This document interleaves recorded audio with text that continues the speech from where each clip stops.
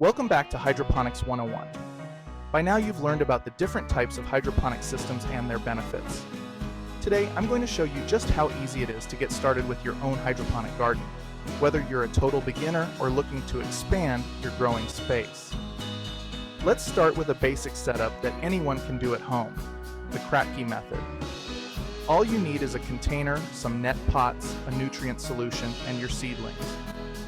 Fill the container with the nutrient solution, place your seedlings in the net pots, and set them in the container so the roots are submerged in the water.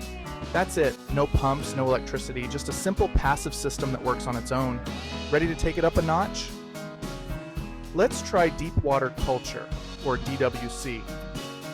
You'll need a container, a bubbler or air pump, and some net pots.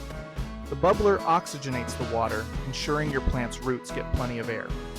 Place your plants in the net pots, submerge the roots in the nutrient solution, and let the bubbler do its magic. Now, no matter which system you choose, it's important to get your nutrient solution right.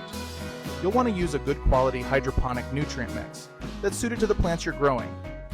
Mix it according to the instructions and make sure to check the pH levels. Most plants thrive in a pH range of 5.5 to 6.5. A simple pH meter will help you keep things in balance. Once everything is set up, all that's left is to monitor your plants and watch them grow. Keep an eye on the water levels, make sure your plants are getting enough light, and check in on their progress regularly. You'll be amazed at how quickly they grow and how rewarding it is to harvest fresh produce right from your own home. Whether you're growing a few herbs on your windowsill or planning a larger setup, there's a system that's right for you. If you need more detailed instructions or want to explore different setups, check out the links in my bio. And as always, explore more at GardenGeekGrub.com